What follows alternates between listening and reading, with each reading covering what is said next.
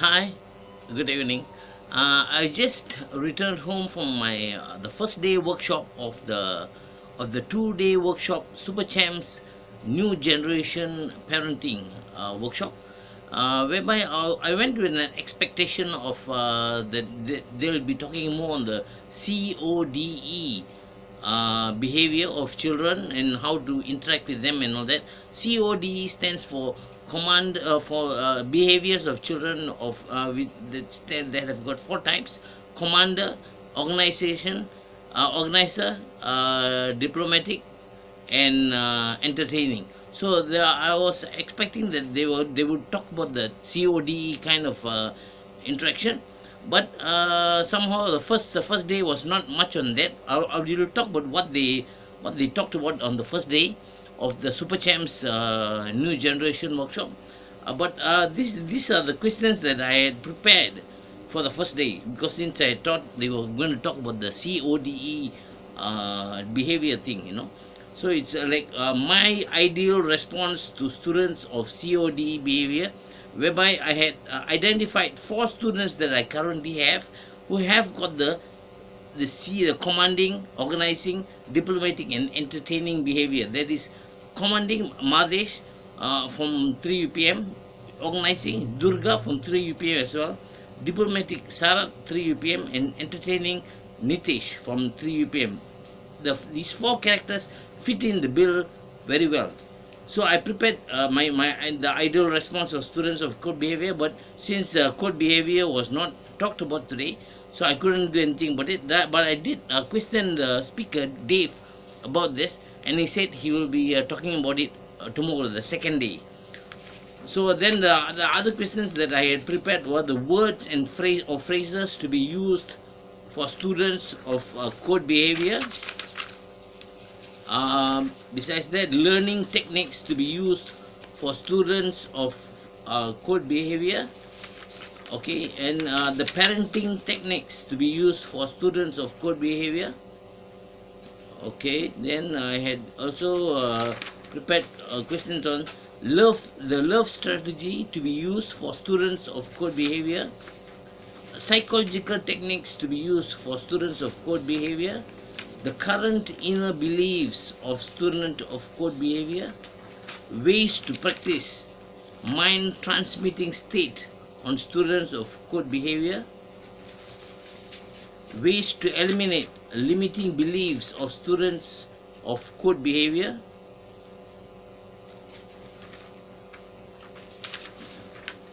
ways to control inner critic or instill positive, powerful self-talk for students of code behavior,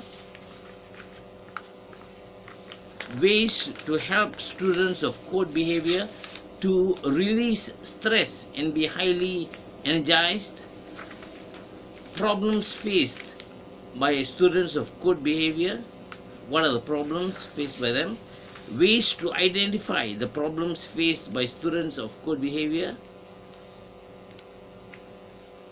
Okay, then I had also prepared surveys on ways to build open relationships with students of code behavior. All these questions were not answered today because they didn't speak much about the CODE, that's code, commanding, organizing, the diplomatic, and entertaining behaviors that children, all individuals have actually. So identifying the behavior of the child, and subsequently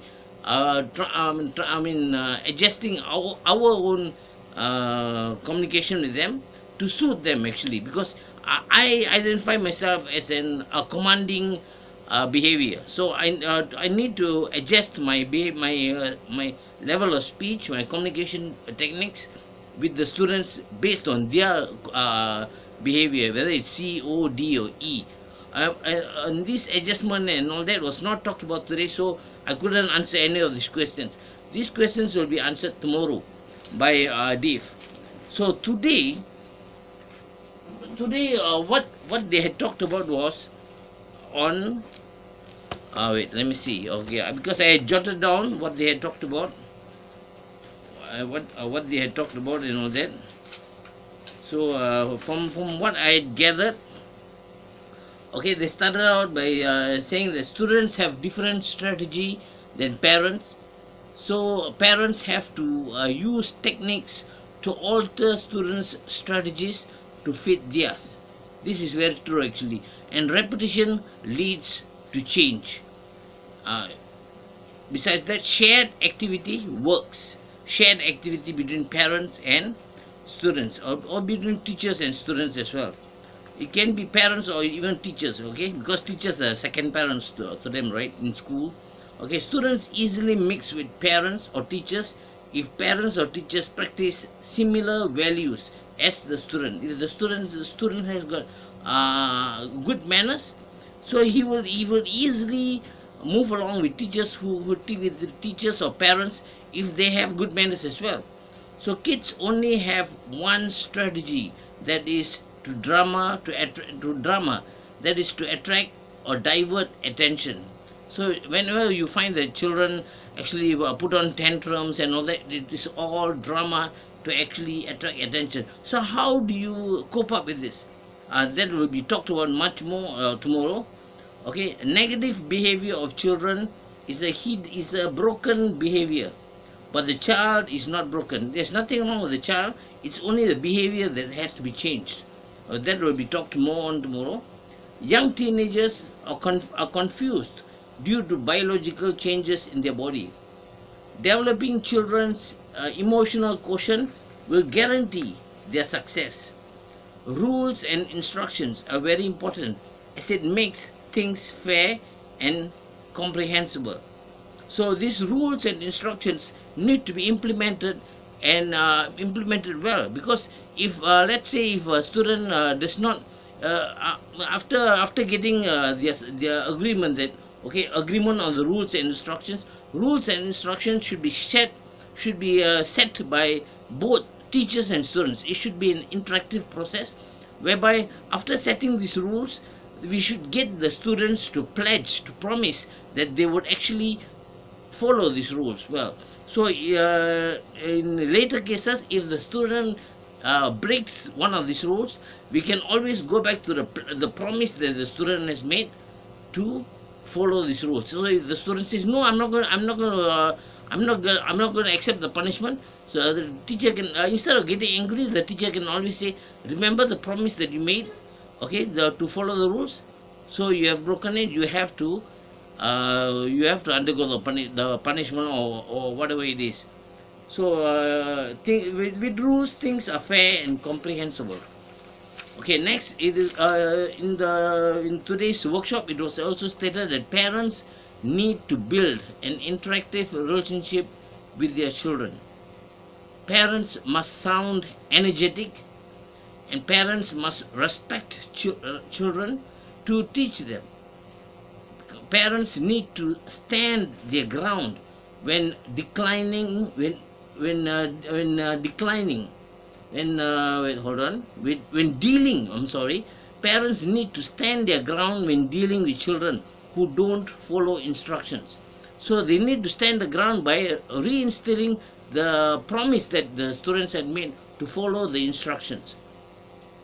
Children will resist as a strategy, because that is the strategy followed by children, that is to put on a drama and to resist and all that.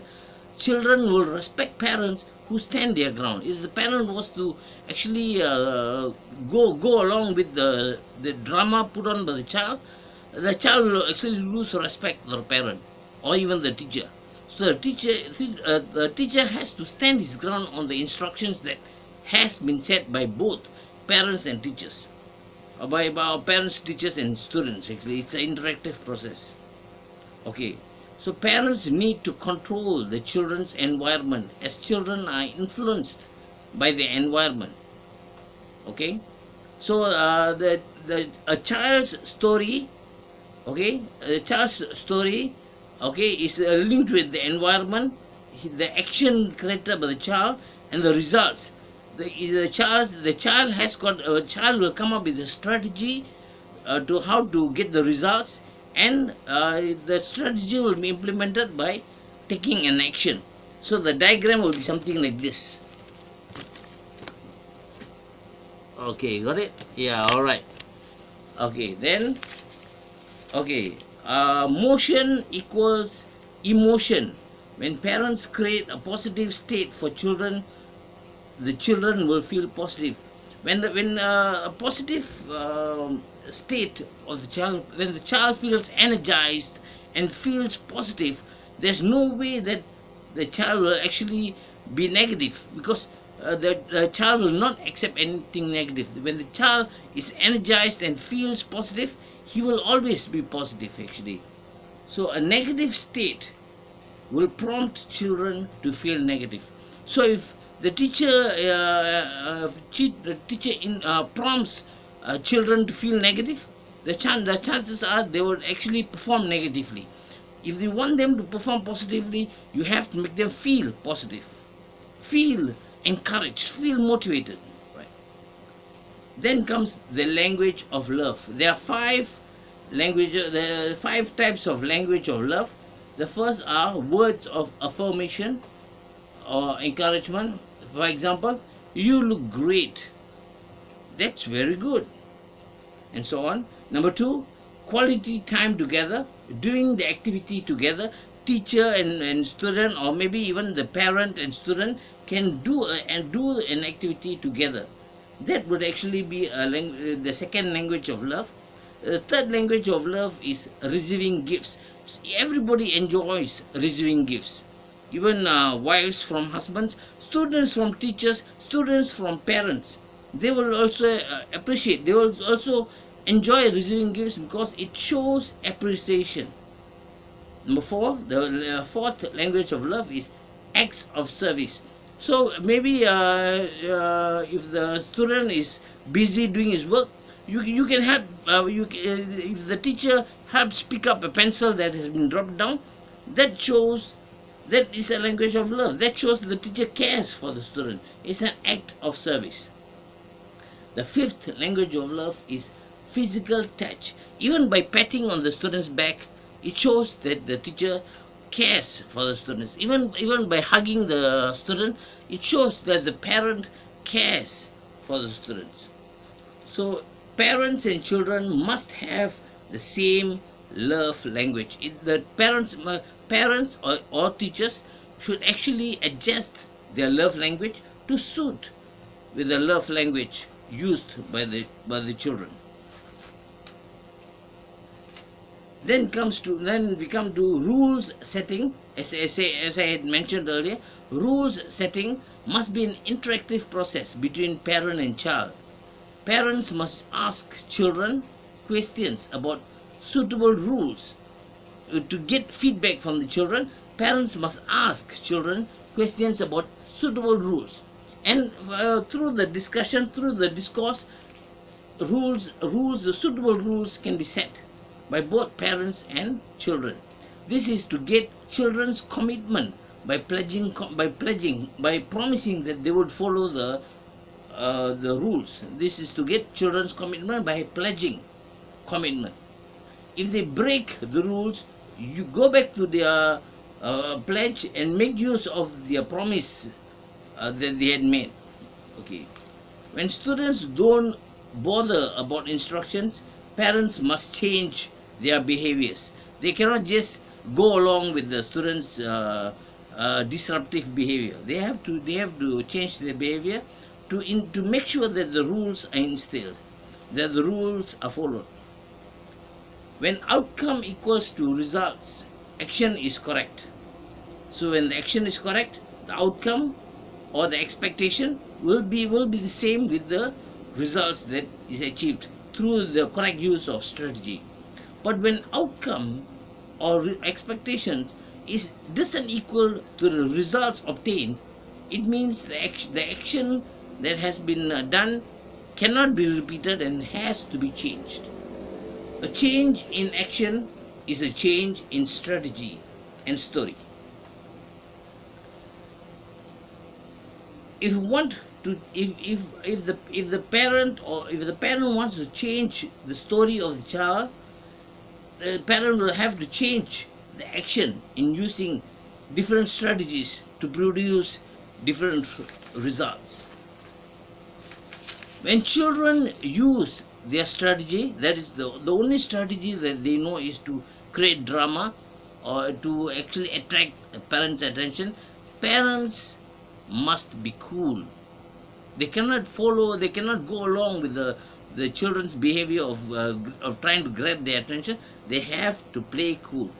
Parents should teach, parents shouldn't teach, shouldn't instruct, shouldn't tell them what to do, but parents should lead their children to experience, to gain experience. Children should be allowed to gain experience, to learn new things.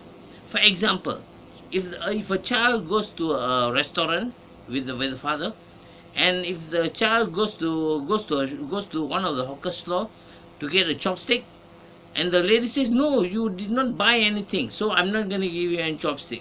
So the child goes back to the father and says, Papa, I can't seem to get the chopstick because the lady doesn't want to give me. So what action do you think the father should do? Should the father go and get the chopstick instead of the child?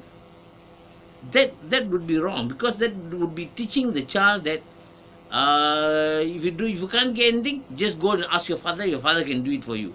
So instead of that, the father should actually allow the child to redo that action with a different strategy of a different approach of approaching the hawker maybe in a more polite manner, or maybe he can even ask the child to buy something and get the chopstick from the hawker.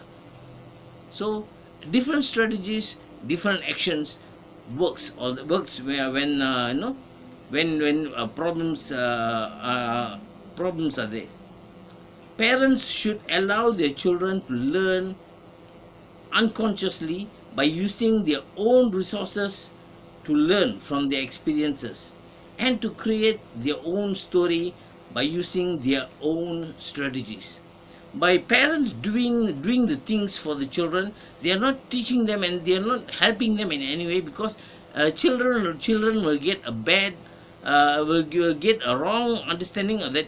Whenever they have any problems, they just go to the parent and the parent will do it for them, and so they will not learn anything. But when you allow children to actually experience the problem, they will actually learn how to overcome it.